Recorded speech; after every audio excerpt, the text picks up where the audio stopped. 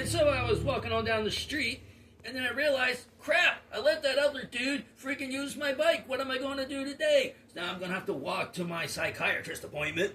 You know, I can't imagine why I would need something like that.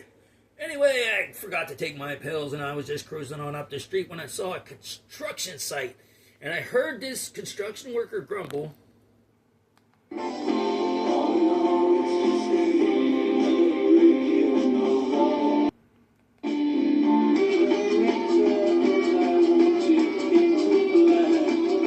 It's really dangerous. He was drinking beer at the construction site out of a glass bottle, and he dropped it.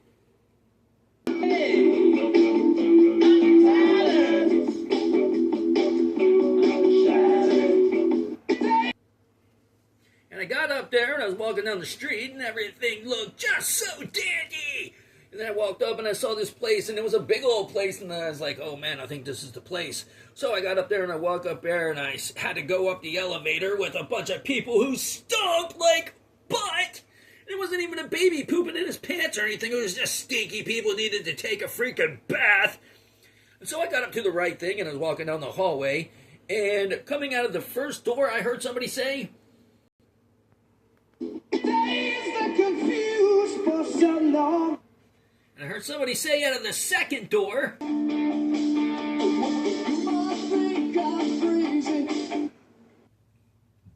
I finally got down to the office and I told them I was there, and I sat down and I was reading old magazines and stuff like that because it was taking an eternity. And I looked around and I saw all these weird flyers up on the wall for like bipolar disorder groups and stuff like that. Well, then I saw one, and it was about the most effective way to do a prefrontal lobotomy, and another one about how you can use the generator to kick a little juice off when you're electroshocking somebody. So I sat there and I was bored out of my mind. And I'm like, I wonder if I'm going to sit here and talk to this lady about how bored I am and if that really counts as a mental problem. But, to my surprise, when she came over and I looked up at her, I looked up, what did I say?